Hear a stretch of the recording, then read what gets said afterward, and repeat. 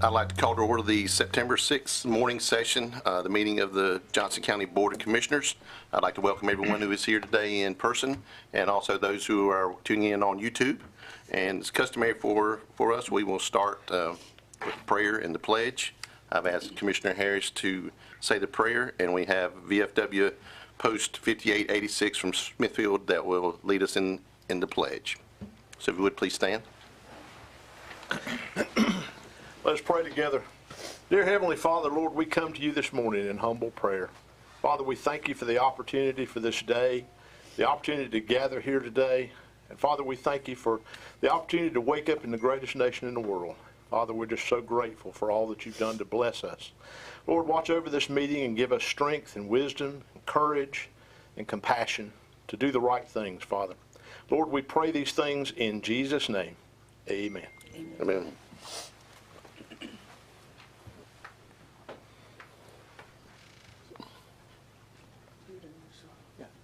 Detail. Attention. Present arms.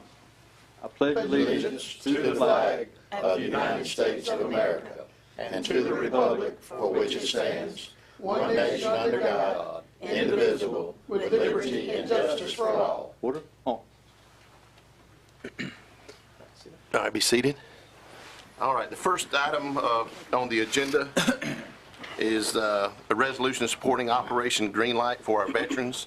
I think, Robert, you have something to say, and I know Commissioner Smith has something to say, and then we'll read the resolution as well. Yes, sir. Thank you, Board. I'd first like to ask this morning that we remember the 21st anniversary of 9/11 coming up this Sunday. That, engaged our country into its longest war that started on 9/11. We often forget just how long that war was, as many service members went abroad and left family members and children at home and came back, and some actually children went back over. That just kind of gives you an idea of how long that war lasted. Also this morning, the National Association of Counties have started a operation called Operation Greenlight, and I was speaking to Commissioner Ted Godwin last week about this, and we thought it would be a great idea if Johnston County would be so kind to incorporate the Operation Greenlight throughout Johnston County. Basically, it's an opportunity to honor veterans who served in our county, in state and nation, and it would be by displaying a green light through all the residences of Johnston County and the businesses of Johnston County, starting in October and running through 2 days after November.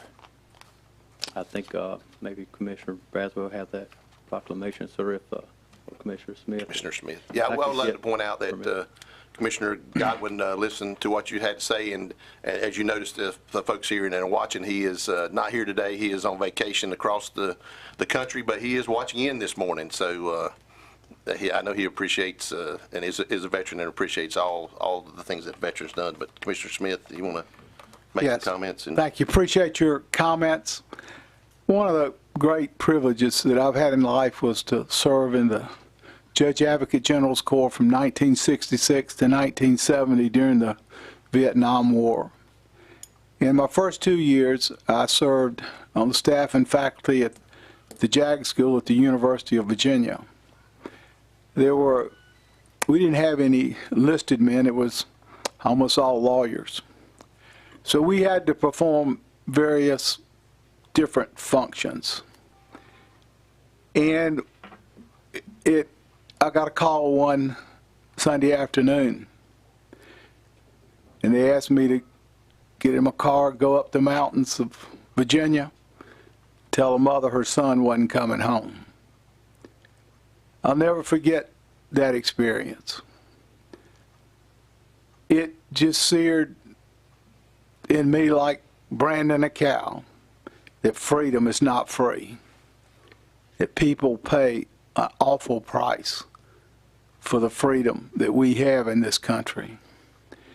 And I appreciate what you do. I appreciate what these veterans have done. And we've got to keep making sure that people understand that each generation has to earn the freedom that we all enjoy. And so with that, I'm going to read this resolution. Whereas the residents of Johnston County have great respect, admiration, and the utmost gratitude for all the men and women who have selflessly served our country and this community in the armed forces, and whereas the contributions and sacrifices of the men and women who served in the armed forces have been vital in maintaining the freedoms and way of life enjoyed by our citizens. And whereas Johnston County seeks to honor these individuals who have paid the high price for freedom by placing themselves in harm's way for the good of all.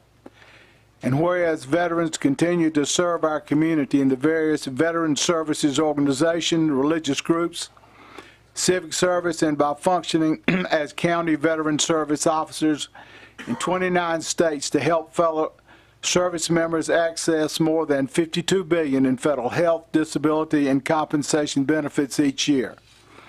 And whereas approximately 200,000 veteran members transition to civil communities annually, and whereas an estimated 20% increase in service members will transition to civil life in the near future, and whereas studies indicate that 44 to 72% of service members experience high levels of stress during transition from military to civil life, and whereas active military service members transition from military service are at a high risk of suicide during their first years after military service.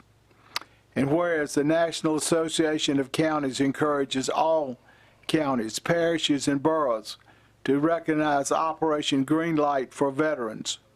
And whereas Johnston County appreciates the sacrifice of our United States military personnel and believes specific recognition should be granted. Now, therefore, be it resolved, with designation as a green light for Veterans County, the Johnston County Board of Commissioners hereby declares from October through Veterans Day, November 11th, 2022, a time to salute and honor the service and sacrifice of our men and women in uniform transitioning from armed services. And be it further resolved that in observance of Operation Greenlight, Johnston County encourages its citizens in patriotic tradition to recognize the importance of honoring all those who have made immeasurable sacrifices to preserve freedom by displaying a green light in a window of their place of business or residence, and further encourage all municipalities within Johnston County to display green lights wherever possible at public buildings. Adopted the 6th day of September 2022. Thank you, Commissioner, and thank you, Board, for adopting that proclamation. Also would like to thank the majority of the Johnston County Commissioners for their service. Many may not know, but we know that the majority of you also served in the armed forces, and we thank you for your service as well. Thank you. Mr. Commissioner Smith, does that take that in the form of a motion? I'll make that in the form of a motion. All right. I'll second that. All right, we have a motion and a second. Any other discussion? All in favor of adopting the resolution, say aye. Aye. Any opposed? Resolution is adopted. Next up on the agenda is approval and discussion of the agenda. Do I have any discussion? Mr. Chairman, I asked that we remove item number 5, public hearing, the petition for road abandonment from the agenda. All right. Any other adjustments to the agenda? I'll hear that in the form of a motion. Yes, sir. All right. A motion to approve the agenda with the removal of item number 5. I have a second. Second. All in favor of the approving the agenda, say aye. Aye. Aye. Any opposed? The agenda is approved. Next up, we have the consent agenda. Anyone wishing to make any adjustments to the consent agenda?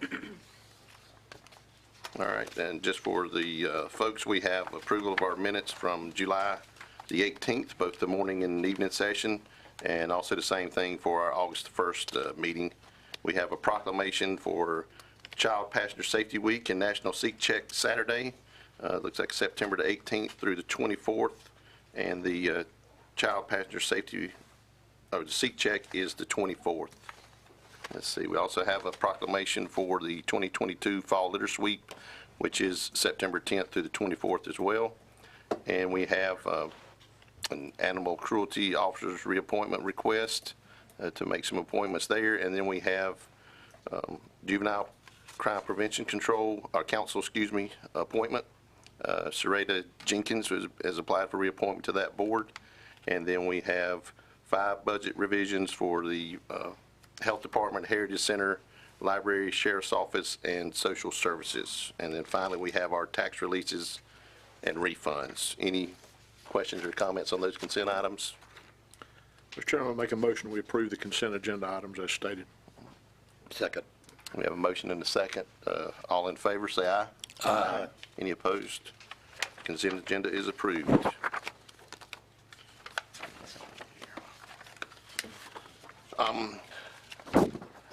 So next up, we have our public comments. If anyone here is wishing to speak, just a reminder to come and address the board on an item that is not already on the agenda. Please state your name and your location. You don't have to give your specific address. You will be allowed 3 minutes for your comments, and just ask that you maintain proper decorum.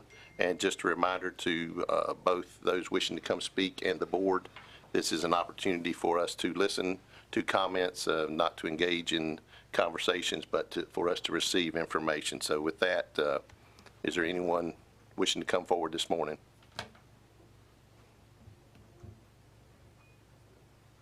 Seeing no one, Madam Clerk, any emails? So I did want to take a moment this morning for us to remember Mr. Ken Taylor, who was a frequent visitor and stood at that podium many a time for public comments, always very thoughtful and respectful to this board and all the boards that preceded that. So just want to take a minute to say, be in prayer for his family, and that when you do come and speak at the podium, we do listen and take into account what you say. So just remember that as we think about Mr. Taylor this morning. All right, next up, we have Emergency Services resolution for Firefighters Week in Johnston County.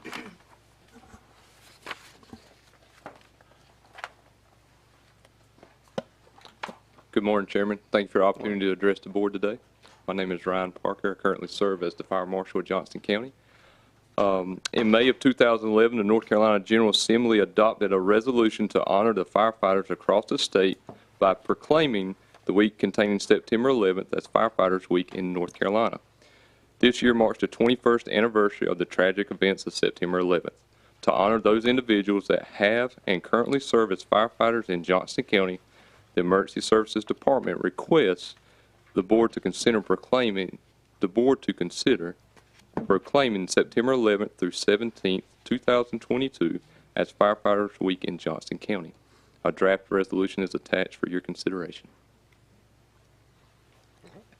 All right, and I will say welcome. Thank you. Absolutely. And congratulations too. So, Thank you. Appreciate it. all right, Commissioner Braswell, would you like to read that resolution? I will, Mr. Chairman. Resolution proclaiming Firefighters Week in Johnston County. Whereas fighting fires is one of the most hazardous professions, requiring physical strength, stamina, excessive training, courage, and selfless concern for the welfare of others.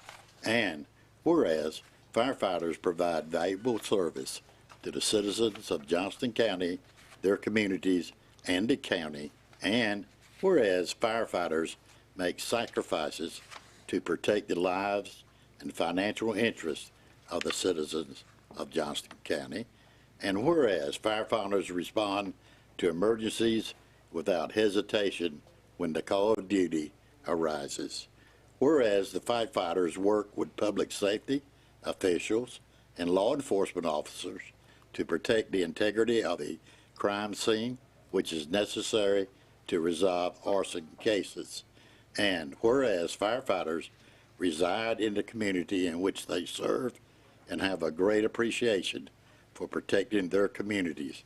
And whereas it is appropriate to recognize the duties and services that firefighters perform by observing Firefighters Week in Johnston County.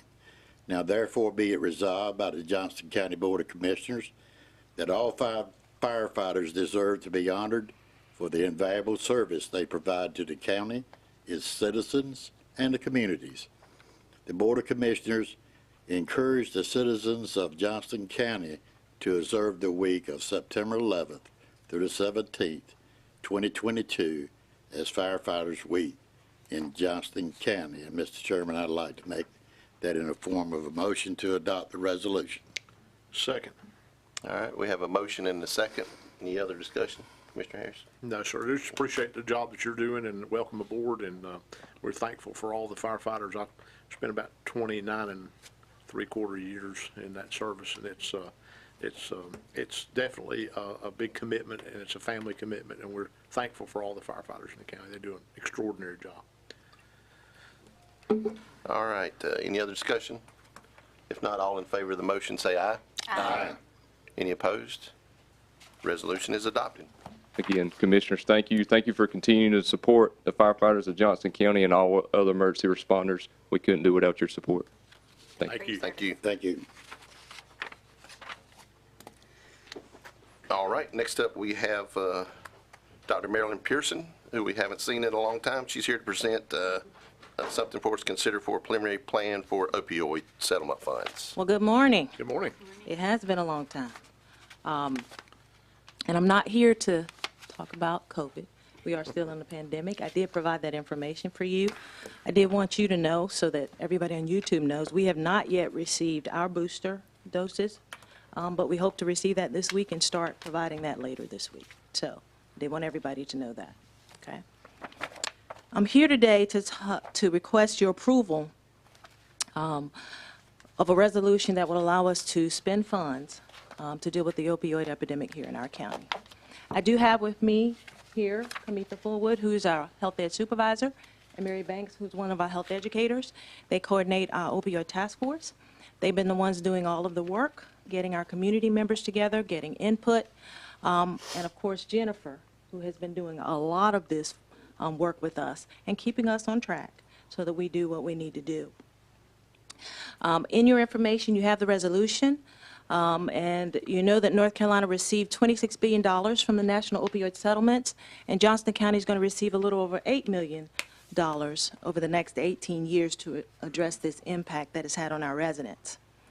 When we look at the indicators and what's been affecting our residents, we look at poverty, housing, insurance, unemployment, and suicide rates. We fare better than a lot of other counties here in North Carolina. When we look at the opioid indicators, our ED visits, illicit drug deaths, those have recently increased, and our provider community has responded to that by decreasing the number of opioid prescriptions per resident here in our county. So that's a good trend that we're seeing there. But our most urgent concern is the outcome from these indicators in our opioid deaths, which are trending up. In 2010, we had 25. In 2015, we had 29. In 2020, we had 44. So we are seeing an increase in opioid-related deaths here in our county. And that data is from the North Carolina Opioid Settlement website. Everybody can access that data. So although our county and our opioid death rate compared to other counties is considered to be low, our goal is 0. That's where we want to be. We don't want any deaths related to opioids. So to that end, we developed a preliminary plan with input from our stakeholders and our community partners, which includes our hospital, Alliance Health, Commonwealth Health, Benton Health, our behavioral health team, the Post Center, which runs our substance use coalition, and of course, most importantly, our community. We had community forums to get input from them. And what we want to do is initially focus on 6 of the high-impact strategies as outlined in your packet. The first is collaborative strategic planning, so we can hire a coordinator and continue with our task force meetings. The second is evidence-based addiction treatment, and we want to partner with the detox facility to provide some medication-assisted treatment and then some counseling and further follow-up here in our county. Recovery support services, where we'll train peer support specialists, and these are people with lived experiences that can provide support and connect people to services. Early intervention, where we'll partner with the Post Center for Education to provide some information and trainings to families and children. Partner to intervene early and prevent poor outcomes, and provide some naloxone education in our community.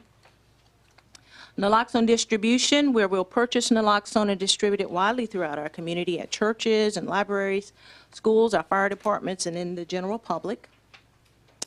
We've also met with a partner, which will probably come back to you later to talk with you about that, who may be able to provide some matching funds for naloxone purchase for us.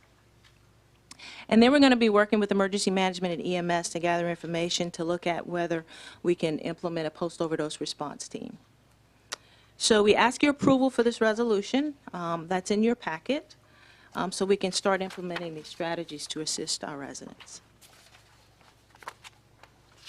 Any questions, Dr. Pearson? Dr. Pearson, you opened the door a little bit for me, but it's just a small crack. But and I know I'm preaching to the choir, but again, I'm going to want to express my concern for the lack of adolescent mental health facilities and or help that we have here in this county, because there are overdoses in some of our teenage people both intentionally and unintentionally in regard to that. So again, you opened the door, but we do need, if you can lobby Alliance Health for us, that we definitely desperately need some adolescent centers for mental health here in Johnston County. Yes, sir. One of the things, I think I mentioned this at the Board of Health, we are working with UNC on a project right now, a pilot project called Catch Johnston, that will actually provide services for adolescents and teens through telehealth, working with UNC Psychiatry, and we hope to actually implement that this month or next month. So that is something we are already working on. We know we need those services, and so we're looking for any resource we have to provide them. Well, thank you. I know you're dedicated to your role over there, and I know what an advocate you've been over the years. I'm just bringing that forth because, you know, it touches so many lives now, and I think we should have the resources here in this county through our association with Alliance Health to be able to address this issue. Yes, sir. Just looking down the road of the next pandemic we're looking at, do you feel like some of these will also cross over and be resources to deal with the newest fentanyl issues that we're seeing? It sounds like what you're setting up is just going to be forward-thinking for what we're probably going to have to address years down the road. Yes, and that's why we want to get a coordinator on board. As I said, some of us are not going to be here in 18 years. But we want to have, don't make that face, but we want to have, but we want to have some. Planning on being here. You But know we- something we don't. But I mean here in the building. Yeah. I do mean above ground, but anyway. But we want to put some things in place. We have a lot of partnerships that we want to, keep going. And so we know that things are going to change. Our focus is going to change over 18 years. But we'll be looking at that and what the needs of our community will be. That's why we have the Opioid Task Force, which is open to the public, and we get information and input from them. Thank you. Mr. Chairman, I'd just like to say, Dr. Pearson, I appreciate your dedication to and your team's exemplary service to this county. You take horrible health concerns and normalize them and try to help us move through them expeditiously and take care of the citizens of this county. And it's just amazing sometimes to see your team at work, and it's under your leadership, and I'm just very thankful to have the entire group taking care of the public health in this county. And Mr. Chairman, with that, I would make a motion that we approve the resolution as stated by Dr. Pearson. Mayor, second. Second. All right, we have a motion and a second. Any other discussion? If not, all in favor of adopting the resolution, say aye. Aye. Any opposed? Resolution is adopted. Thank you. Dr. Pearson. Dr. Thank you. Next up, our Parks, Greenways, and Open Space Coordinator, Adrian O'Neill, will make some introductions, and we will get a presentation on the Neuse River Trail feasibility study. Good morning, Commissioners. Appreciate you having us here this morning for a few minutes. We just wanted to give you an overview of the Neuse River Trail feasibility study, and so people out in the audience will know that is a connector trail between Clayton and Smithfield. And we hired a consultant team from McAdams, Graham Bruns and Catherine Zrinke. And they're going to come up and spend about 10 minutes introducing this to us, and hope you enjoy.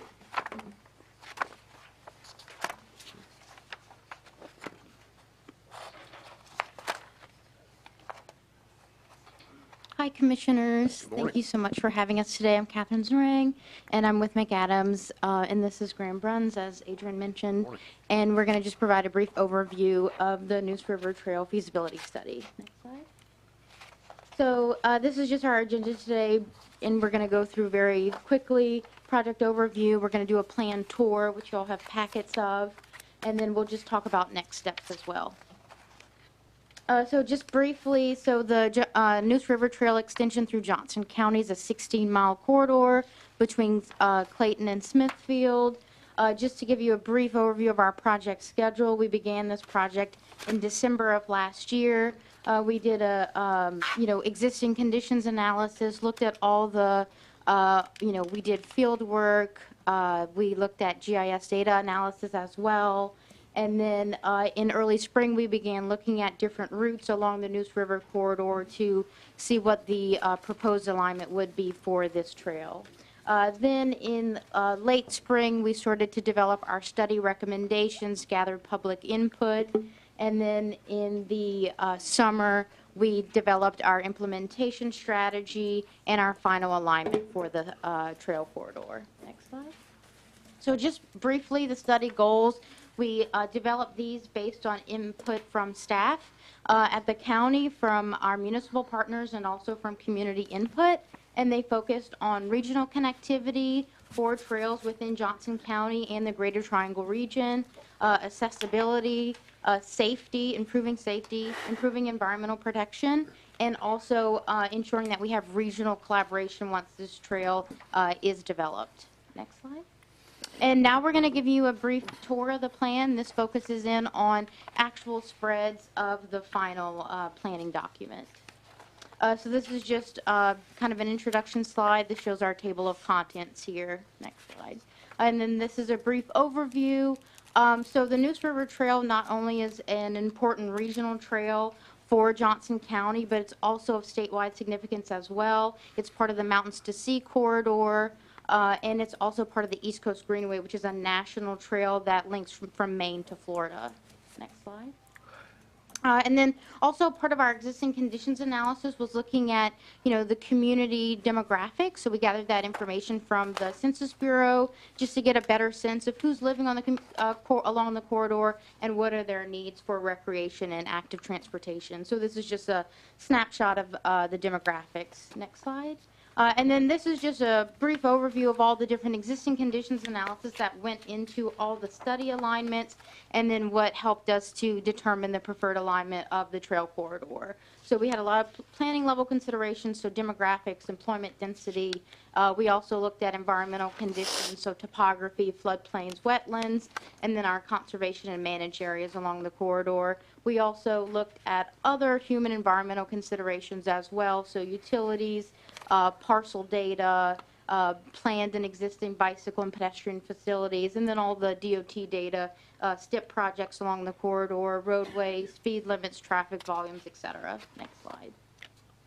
And then our existing conditions analysis ended with an opportunities and constraints overview, just to give a brief kind of understanding of what are all the challenges and opportunities to develop the trail along the Neuse River corridor between Clayton and Smithfield.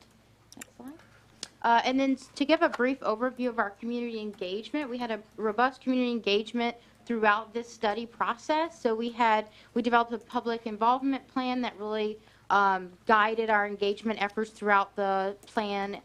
We had a working group which served as our steering committee, and we had 6 steering committee meetings. We also had interjurisdictional meetings with our municipal partners and also our county partners. We had 11 landowner meetings for landowners who were along the study corridor. And then we also had a public meeting, we also had a survey, and then we had a project webpage on the Johnston County Parks and Rec site that we were able to provide updates throughout the study. And then this is just a brief snapshot of some of the survey results. Next slide. And now I'll turn it over to Graham to go over our study recommendations. Thanks, Catherine. So the whole goal of this study was what's the best way to get from basically the end of the existing Neuse River Trail down to Smithfield to the park down there. So we had to figure out, what is important to the county, what's important to the public, and how do we marry those two in addition to all the other considerations that Catherine talked about with DOT, topography, environmental. And we came up with a list of criteria. And we have a recommended route, but we have several other additional routes that, depending on the environment, the snapshot in time and availability of land and opportunities, the county can move on different pieces too. So next slide.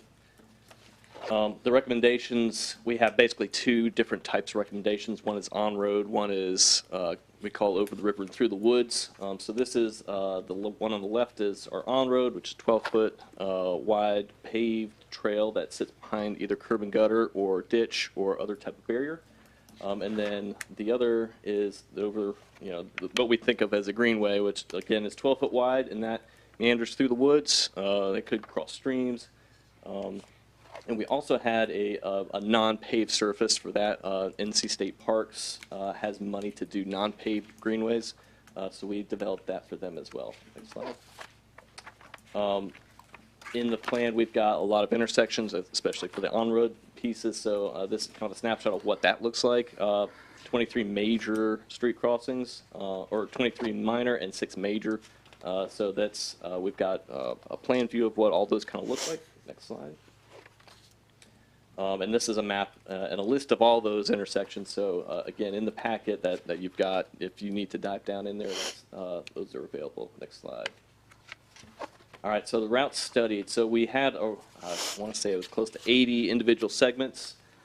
We boiled those down after meeting with the public, or after meeting with several landowners and stakeholders, to about 4 routes. So I think that's what we've got shown here. And we studied these in more detail. Next slide.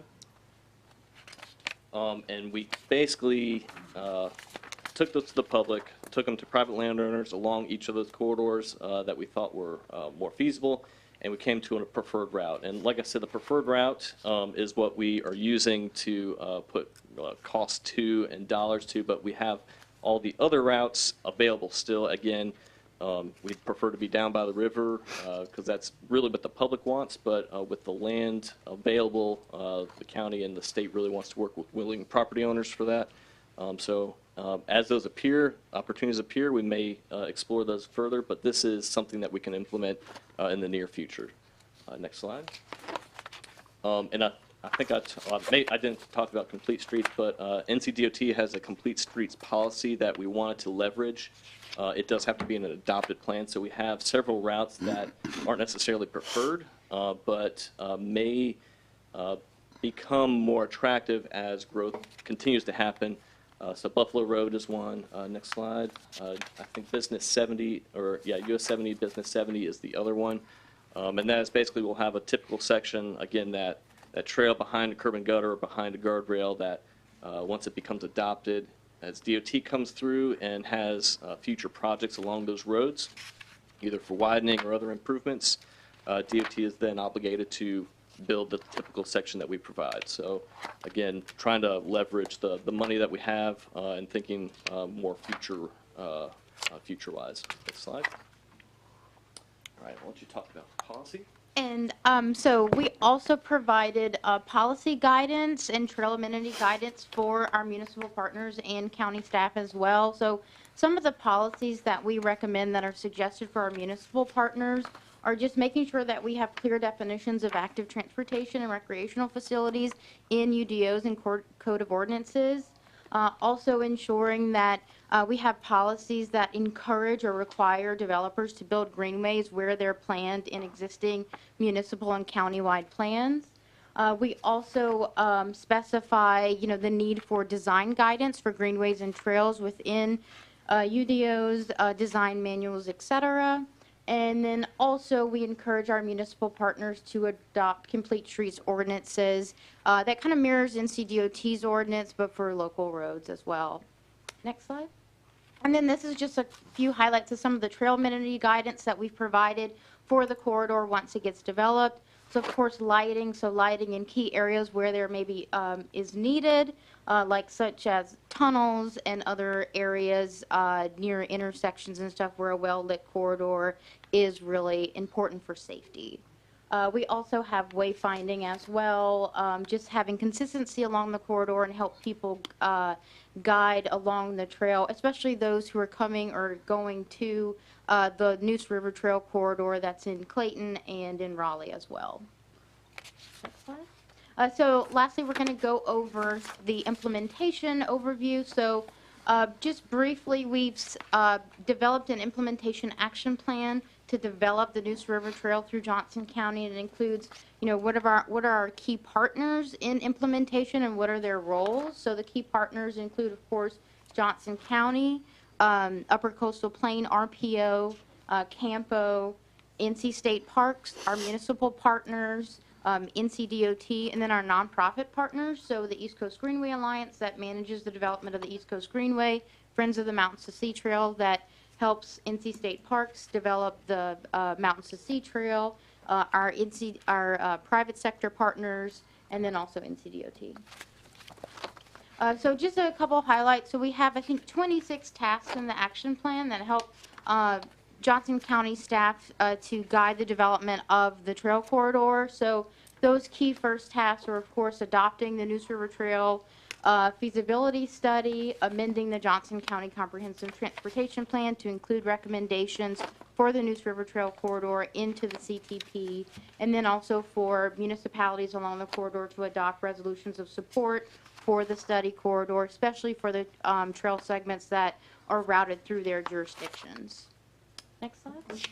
And then this is just a couple other action steps. So a lot of the key action steps here are, of course, coordinating with NCDOT on STIP projects and other roadway improvement projects along roadways where the trail is proposed, the preferred alignment as a side path along those roadway corridors. So a lot of these action steps in this spread speak to that. Also coordinating with the town of Clayton on a couple other trail projects that are in development that could be some of the first key pieces of this corridor to be developed along NC 42, for example. And then also we have some of the other action steps include developing a community engagement plan, for the project development of this corridor, just keeping the community updated as we did for this study process and continuing to get input through the design and construction of the corridor. We also propose developing a funding plan and a grant procurement plan working with NC State Parks and NCDOT to leverage some of those state funding to be able to develop the corridor. Next slide. And then, this is, again, some of those action steps which I kind of highlighted. So we had 26 in total that go into detail. We have our lead partners for each of those tasks, our supporting partners, time frame, and then what are some of the performance measures for each of those action plans. And now I'll turn it over to Graham to just go over the cut sheets for the preferred alignment. All right, and quickly, so this is our preferred alignment. We start at the end of the current greenway there in Clayton. That's the Front Street. We follow 42 over to Glen Laurel, and then down Glen Laurel to Powhatan into Wilson's Mills. We have a couple options there, one to go out fire department to the river itself, and that sets up, again, future trail along the river. From Wilson's Mill, we follow, this is Main Street South, and cut over the railroad to US 70. We're on 70 for just a little bit, and that is going to be a tricky area just with DOT's plan for 70. There'll be a lot of coordination that'll be involved there. We cross the river, not with the 70 bridge. We'll have a separate pedestrian bridge to a parcel just on the edge of Selma there on the river, right there at the fuel farm. The next segment does follow the river a little bit, but we do have to jump back out to Buffalo and then following that down. So these next slides we've got are the cut sheets for each one of those segments. We tried to cut these things in bite-sized chunks that can be done as one project or maybe two projects. What we did is we looked at, well, this is basically something you can pull out of the plan, have it sitting on your desk, and it's got all the information that is relevant to making it move forward. So we've got right-of-way needs, we've got environmental permitting needs, and the one thing that everyone looks at is that cost estimate. So these cost estimates we put a lot of time into and a lot of thought. We developed these based on actual trail data, so not necessarily NCDOT cost for interstates, because that's very different from what Greenway Through the Woods is. We have a lot of that data from other projects that we've done and other consultants around the state.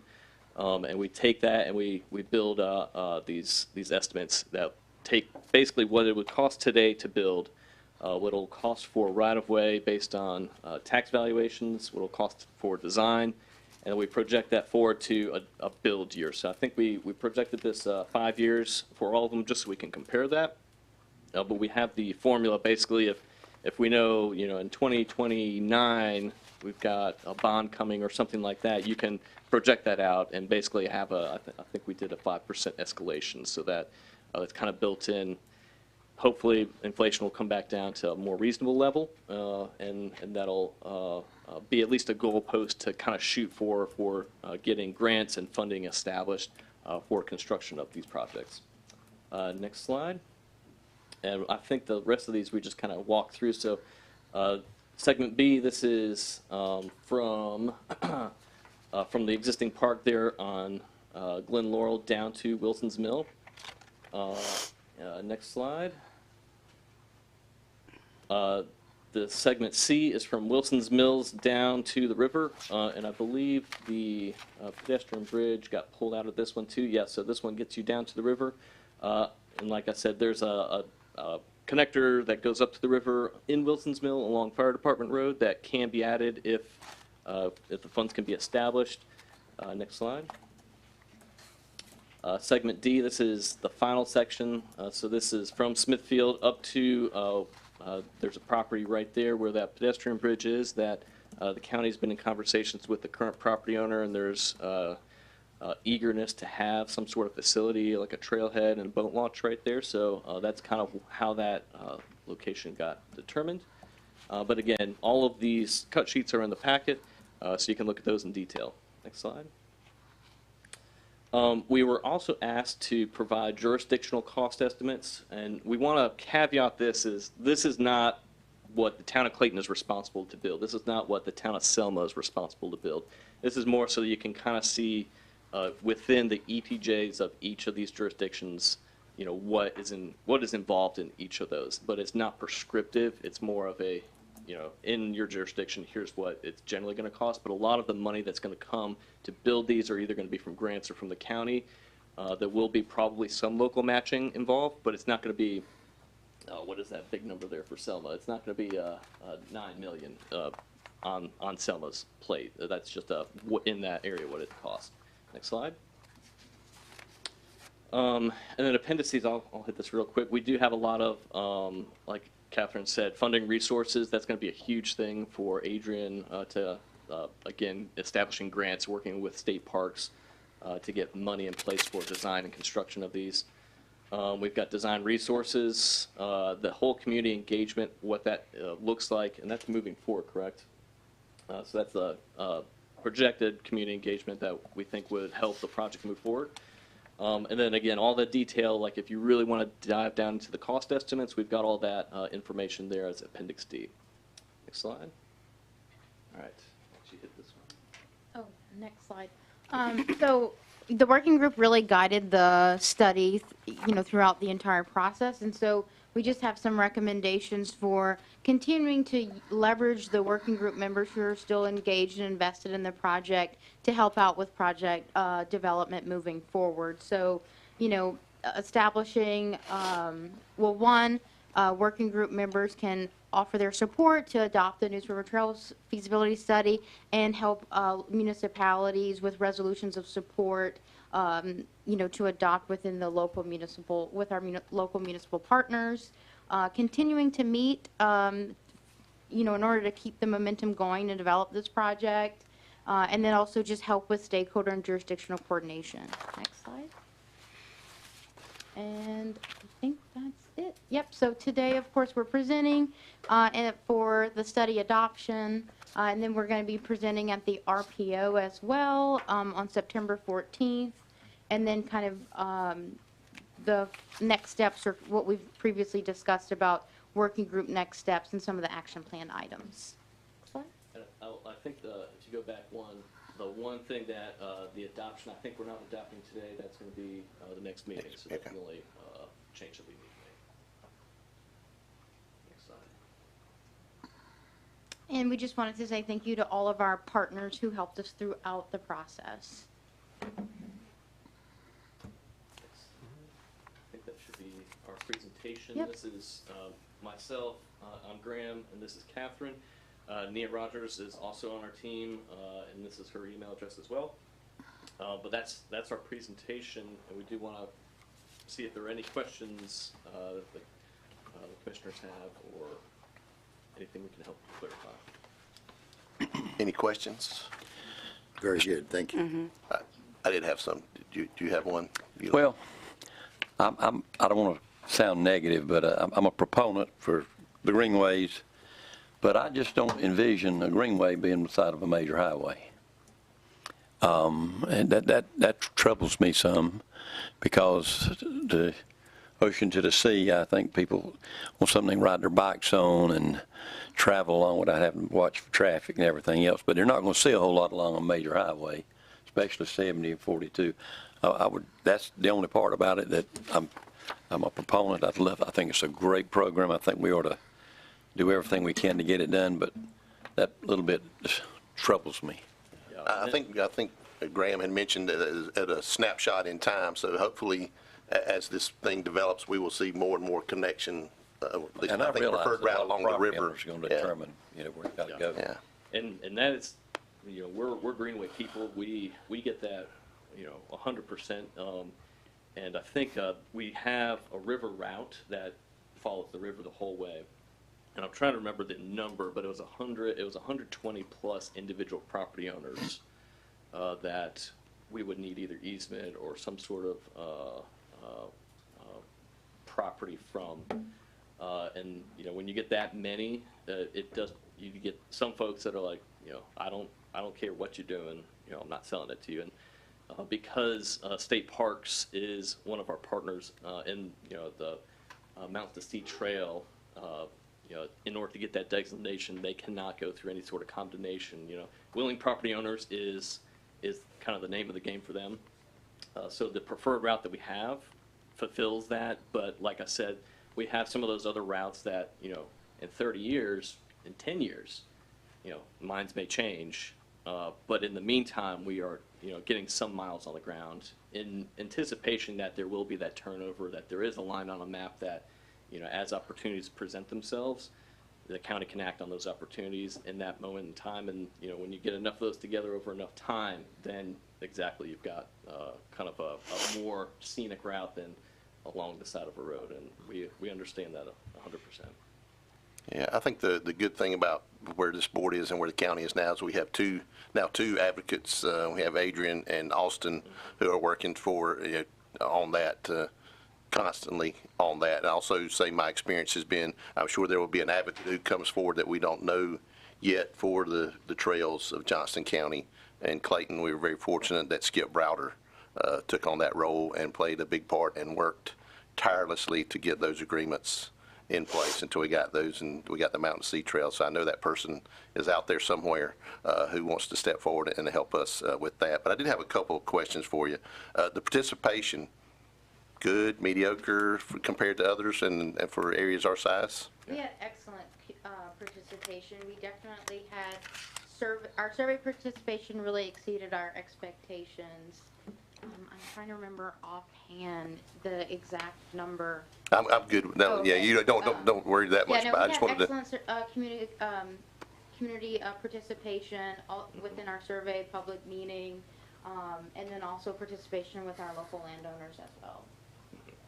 Good. I think that's what most of this board and the prior board saw 2 years ago when we developed the Parks and Greenways Open Space Coordinator position, that that was, a quality of life thing that the residents of this county wanted to see. So I will say it's good to see that you mentioned some of our other plans. We talked about our land use plan we've got coming up, our ordinances that will follow our transportation plan. I think we will talk about updating that, the RFQ for that this evening. So all these things are starting to tie together as we plan for the future of Johnston County and bettering the quality of life for the residents here. One group I did want to mention I didn't see on your slide was the Triangle Trails Initiative. I know they're big on working through all that, and Chuck Flink and his folks, so just wanted to mention them.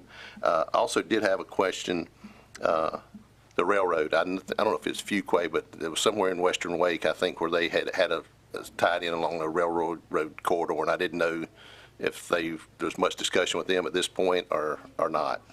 Absolutely, yeah. The railroad, whenever one of these projects does receive funding, they're going to be the first people you call and the last people you call. And you'll have to coordinate with them the whole way. I think we have three at-grade crossings. And then the bridge right there at the 70 bridge, we actually go underneath the railroad. So that'll be a little bit easier. But that'll be heavy coordination to make sure that those crossings are safe. And we did have several meetings with them, so they know it's a project. They know it's coming. They won't review anything until you have a plan set to review for, again, the safety aspect. But they have made clear what their expectations are for that from that point of view. But yeah, the railroad is always a fun stakeholder to coordinate with. And again, we don't want to be mixing folks, pedestrians and bicyclists with trains, more so than with cars. But yeah, so that's a special consideration that we. But they can't coexist, yeah. They can't coexist in the same space. That's absolutely Okay. right. And I guess my final question is in the cost piece that we couldn't see on the screen, but did that assume that we had to purchase all the land, or did it assume some mix of donation and? The formula we use assumes that you have to buy it at tax valuation because we don't have that crystal ball. Like, someone may donate it and then someone may want 4 times what it's worth, and that's a negotiation that we can't do until we're negotiating it. So the valuation is all we can go on right now, and we assume that you have to buy it all, other than publicly owned land. So that's not I don't think that's going to be a helpful answer to your question. Yeah, well, I mean, I think that it's in there. Yeah, it's accounted for in there somewhere. Yeah, it's accounted for you in there somewhere. But that's something that you're going to have to, hopefully with Adrian, he's very good with negotiating. So yeah, I think he's got you got him on your side for that. But yeah, it's a starting point at least. All right, that answers all mine. Thank you for the presentation, and we'll talk about this again at our next meeting and consider adoption. Mr. O'Neill. Thank you. Thank you for having all of us up, and especially these guys. They did a great job. I did want to piggyback on you for a second and introduce Austin Cross. Austin Cross is our grants administrator for parks, and he's, this is a stepping off point, if approved, for Austin to start going after grants. And that's how we hope to fund a good portion of this, and we're glad to have him back. He was one of our interns from NC State, and we're just appreciative that y'all funded the position and appreciative to have him in place. So, and I'm sure you'll get to talk to him later on, but we're glad to have him. And I understand a native of Johnston County? Yes. Okay. Hey. Yep, I've been here my entire life, so All right. I appreciate it. Thank you for your time. All right. Thank you. Thank you. Thank you. All right, the next couple items, we have our Public Utilities Director, Chandra Farmer, to to come forward and have a couple of proposals for us. Yes, the first item is related to funding applications. The fall 2022 round of loan and grant assistance that's administered through NCDEQ Division of Water Infrastructure. The deadline is the end of September. Applications that were not funded in the spring round of 22 will be automatically reconsidered. The county had 5 applications in that round, and 4 of those were unfunded. So those 4 that were not considered will be reconsidered automatically. But we have identified 2 additional projects we would like to request funding for. One of those is our Four Oaks, Holt Lake, and Neuse River wastewater transmission improvements. This is the project that will upgrade those existing facilities in order for us to be able to transmit additional future wastewater received from the town of Four Oaks back to our system, our treatment plant, since we are unable to send additional to the town of Benson right now. In addition, we have another project, that's the Four Oaks to Benson Force Main Repair and Replacement Project. That is the existing force main that does pump existing flow from the town of Four Oaks back to the town of Benson. We have had several material failures of ductile iron along that force main, and we want to go in and rehab that and replace those potential failure points that are still there along that force main. We are requesting the board's approval of the resolutions for us to submit these applications and designate signature authority to Rick Hester, County Manager. I'll be happy to answer any questions. So are you just asking, are the 5 automatically go back in, or are you asking for all? Those automatically go back So in. you just We need don't- 6 and 7 are the ones Right, we we need just then. need Okay. resolutions approvals for 6 and 7. Okay. Any questions? I hear a motion. I'll make a motion that we, excuse me, I Mr. yield. Bradwell. No, sir, I yield. You yield. All right. I make a motion that we approve this for Chandra for these 2 projects, and that we give Rick the authorization to sign on projects related to the wastewater as it states here. All right, hear a motion. Do I hear a second? I'll second it. All right, any other discussion? All in favor of the motion, say aye. Aye. Any opposed? Resolution carries. All right, next item is proposed bulk water That's why we purchase asked. agreement with Opioid, North Carolina. Yes, the town of Archer Lodge has approved a residential subdivision of 36 single-family lots on Castleberry Road. This property is in the Archer Lodge town limits and the Archer Lodge Water District. There is a prior agreement between Flowers Plantation and the existing property owner related to sewer service on this property. And under that agreement, Aqua North Carolina is obligated to provide sewer service to that parcel through their Flowers Plantation system. Since Aqua is required to provide that sewer service, we recommend the same utility be provided for retail water. Without this agreement, the county could provide retail water service through our Archer Lodge Water District.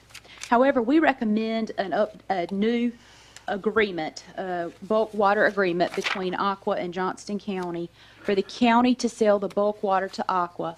Aqua would provide the retail water to that subdivision in addition to any sewer obligations that they have. We have a proposed bulk water purchase agreement. The agreement will requires that the county provide the bulk water supply to Aqua for this Castlewood subdivision, the 36 lots. Aqua will purchase that water capacity from the county at the bulk rate that's adopted by the Board of Commissioners at the time of payment. Aqua will be required to install a new master meter at the subdivision entrance, and they will pay the county the monthly commodity charges as the county bills those. The term for the agreement is 10 years with 4 automatically renewal periods. I'll be happy to answer any questions you may have on the agreement, but we are recommending approval of the proposed bulk water purchase agreement. Any questions? You don't know what the gallons would be or what the proposed. I didn't take a look It's at about it. 6,500 gallons. I missed that, yeah. And I guess my question, before automatic renewal periods, what are the renewal periods? Let me see. 10. It's 10 years. Okay. So it's initial 10-year, and the automatic renewals are 10-year periods as well. All right, any other questions?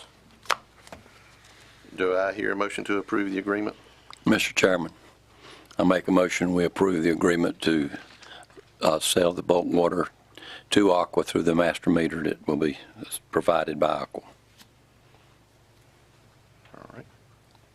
And that's for the Castlewood, did you say Castlewood Castlewood subdivision. subdivision? Okay. All right. We have a motion. Do I have a second? Second. All right. We have a motion and a second. Any other discussion?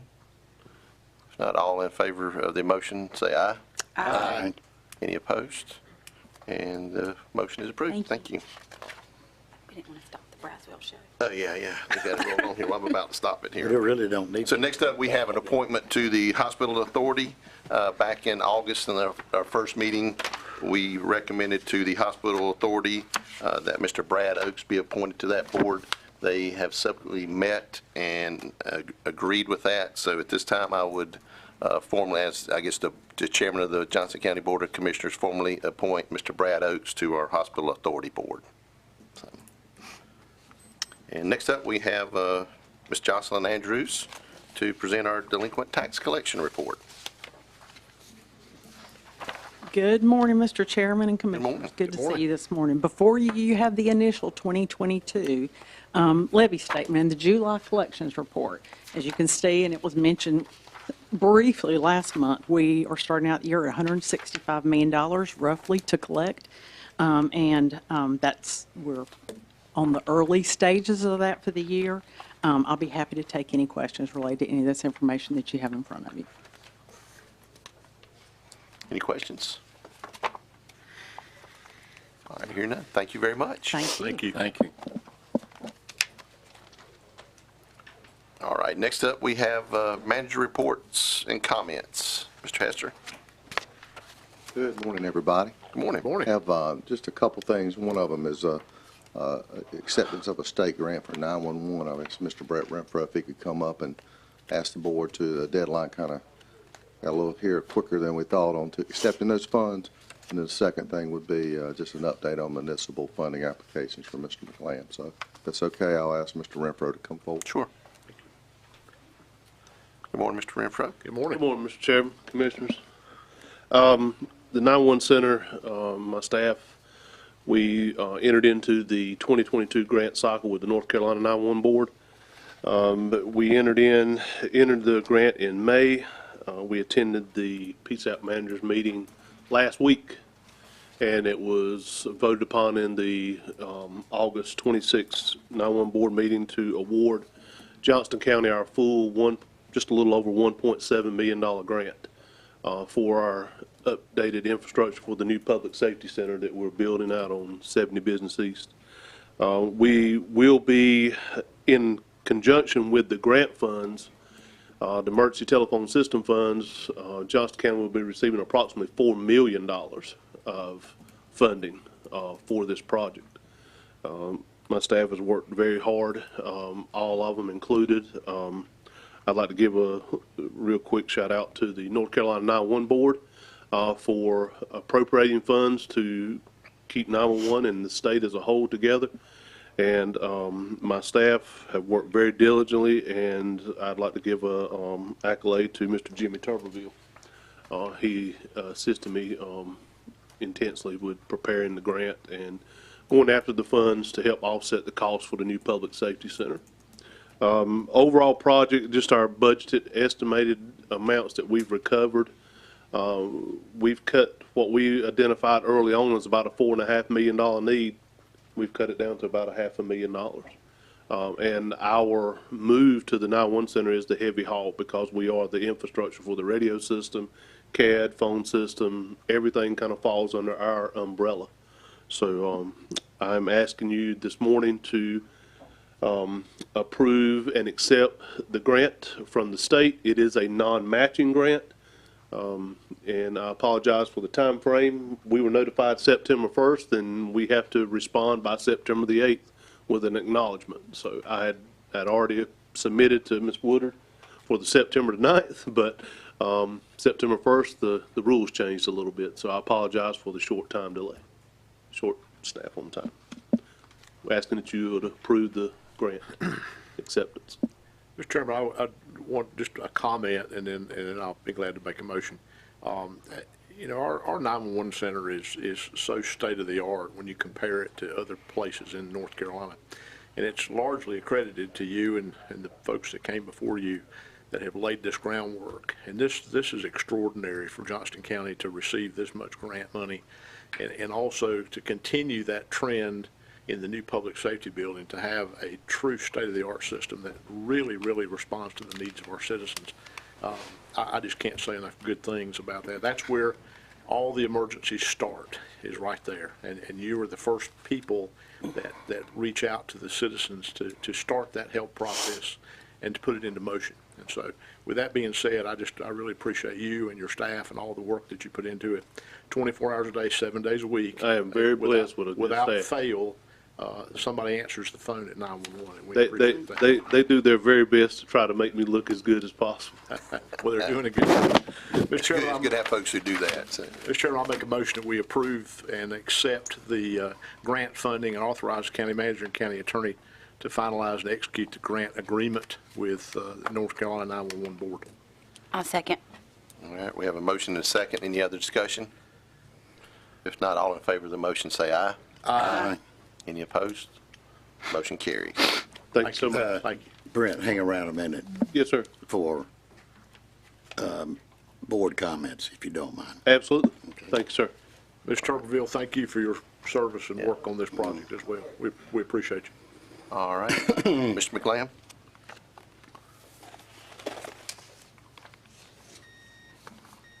Good morning. I laid at your spots copy of all the municipal requests we received. Giving you an update today about the town funding municipal requests.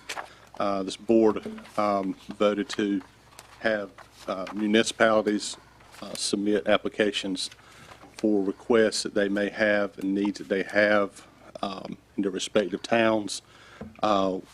We anticipated, or we put into requirements of one project per town. We've had 7 towns submit.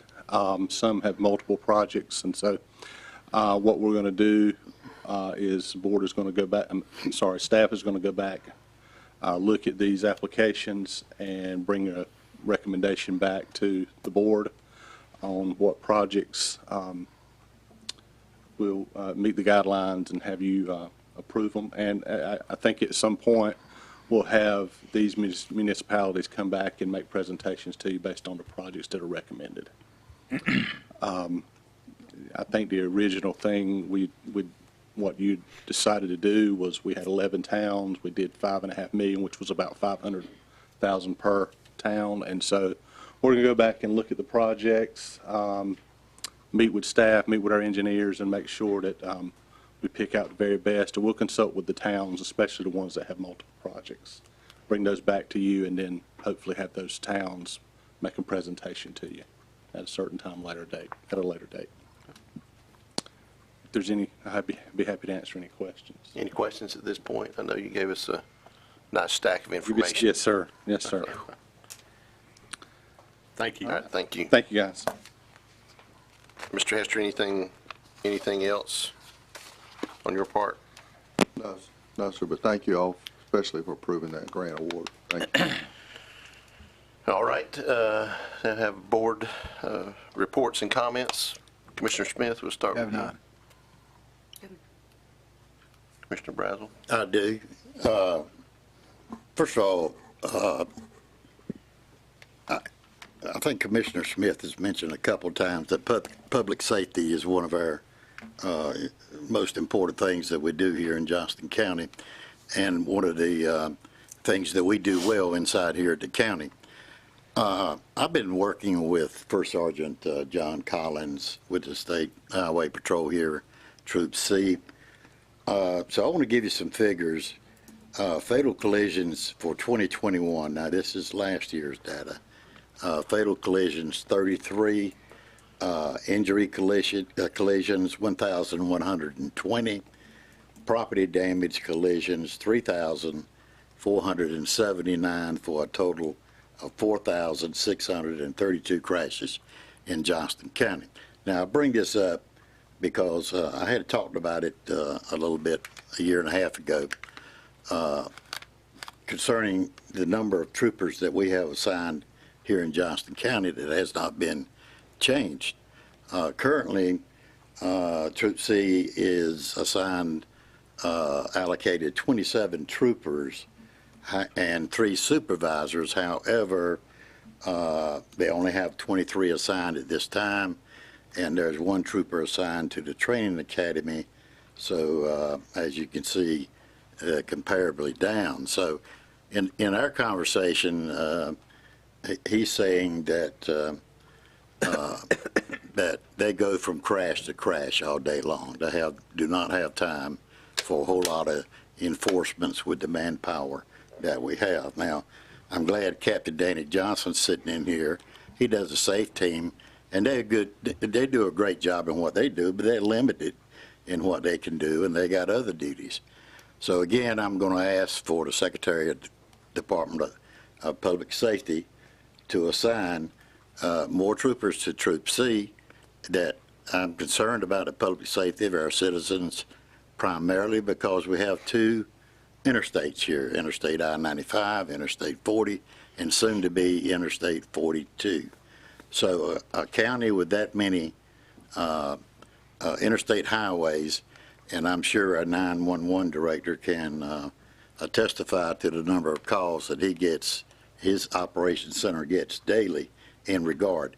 So the problem is driving habits. The problem is the reckless drivers. The problem is the reckless speeders. That's the problem. So the answer is either the public change their driving habits, or we do enforcement and help with their driving habits. But it's very dangerous out there, and so again, Wake County has 46 troopers, and they got 7 supervisors out in our adjoining county. So again, I don't know how this is allocated. Maybe my good friend, the senator next door, knows more about it than I do about allocation. But there's something got to be done in Johnston County, because in my view, the #1 public safety hazard to Johnston County right now is the highway system and those bullets running up and down the road at a high speed, and that's in danger. So again, I just want to bring it up and say, I think that's part of our duty, and I'm going to be the self-appointed advocate for trying to get more troopers here in the county. Sorry. That's right. Is that something that, and I think this board may have done that before, but to do another resolution to we have emphasize? And I'm going to work with Jennifer and with Dana and with Paula to do a letter this time and send that resolution up to Department of Public Safety that we understand and trying to help. Now, I don't, First Sergeant John Collins getting in trouble. He didn't solicit this from me or know what I'm doing. He just provided the data for me. So thank you. I would suggest that you consider consulting and sending your letter to your representatives in the General Assembly, because they're the ones who appropriate the funds that pay for the positions. And unless new funds are appropriated, the public safety folks don't have any money to respond to that. They'll be nice to you and all that, but they're not going to do anything. It's a money issue, and that's what our representatives are for, Tony. And I just humbly suggest you might want to also consider that. But yeah, certainly, Commissioner. I appreciate that. Any way we can do it, and so I bring it up because the chairman is right. We talked about this before, and we talked about getting the allotment changed before, and nothing has happened so far. So on a particular Friday this past week, there was 3 troopers on duty all day covering Johnston County, and so I agree with you, and I think what's happened is just like it with roads or any other issue, our county has moved forward so fast that the wheels of appropriation in Raleigh haven't kept up. with our needs, and I think I want to be as supportive as I can to what you're saying. I'm just suggesting the path that I believe will get us some results. Yeah, I would just think, and just off the top of my head, but the miles of interstate that we have in Johnston It's County huge. exceeds Oh, yeah, it's Wake huge. County, and I don't know what the traffic should be, it's correspondingly higher. So I think reaching out to our representatives in Raleigh. Well, we have the main road in the eastern United States, the main highway, which is Highway 95. It is the most heavily used, the most dangerous road east of the Mississippi River. All right, now I think we'll be in time to get something together for their budget session coming up when they start, I guess in December, when they start that, or January, whenever that is. So I did have the opportunity, as I mentioned before, I rode with Captain Johnston, the SAFE team, one night, and it was pretty busy. Pretty busy running out there just from Buffalo Road to Donnie Jones Boulevard in Princeton, back and forth, and I don't know a single minute we sat idled. It was always going to help. And Lieutenant Clifton, who I rode with, you know, he's pretty nice. He slowed people down, you know, and giving a warning ticket. He wasn't out to get everybody. Just, I think his job is to make sure people get where they're supposed to go safely, and that the law enforcement gets home safely. So it's a challenge, and again, they do a great job out there, but they, you know, that's not really our calling to do that. But I appreciate what Captain Johnson, your safe team, does. I'm done. all right, thank you for reminding us of that. Commissioner Braswell, I'll jump to you. Nothing. All right, Commissioner Harris. Mr. Chairman, with the recent announcement of Ms. Woodard's retirement, and there'll be more to come on that, I'd like to make the motion that we appoint Dana G. Cuddington, clerk to the board, understudy, with an effective date of October 1st, 2022, and clerk to the board, effective date of December 1st, 2022, at a salary of $76,000 a year. We have a motion. Do I hear a second? Second. All right. Have a motion and a second. Any other discussion on the issue? All right. If not, all in favor of the motion, say aye. Aye. Any opposed? Motion carries. Yep, you're in for it now. You're in for it now. I don't know whether that's a blessing or a curse. I don't know. But, okay, and anything else? No, sir, that's all. Thank you. So also, I did want to announce that this board has a special meeting at 2 o'clock today at Four Oaks Town Council Chambers and Four Oaks Town Hall at 304 North Main Street in Four Oaks. And the purpose of this special meeting is to hold a public hearing to receive public comment on a proposed economic development incentive grant for Project Firefly. So again, that's at 2 o'clock today at Four Oaks Town Hall. And I didn't have anything else, so I need to hear a motion to go into closed session. Yeah, Jennifer, you're pushing the envelope this time. Yeah. We thank you for being the advocate of all closed session motions. Okay, I move the board go into closed session for the purpose of consulting with an attorney employed by the board in order to preserve the attorney-client privileges pursuant to NCGS 143-318-11A3, to include Richard Norden, Esquire, as administrator of the estate of Eric Alva Cruz versus Michael Carson, 522C2 3207-D, and Flowers versus Aqua, 21 CVS 3096, to discuss matters relating to the location or expansion of industries or other businesses in the area pursuant to NCGS 143-318-11A4, to establish or instruct staff concerning the negotiations the price and terms of a contract concerning the acquisition of real property pursuant to NCGS 143-318-11A5, and for the purpose of personnel pursuant to NCGS 143-318-11A6. Second. All right, we have a motion and a second. Any other discussion? And I would ask our council, do we expect any action to come out of the closed session? Okay, no action. Okay. All right, we have a motion and a second to go into closed session for various reasons. All in favor of the motion, say aye. Aye. Any opposed? All right, we will go into closed session after a short recess.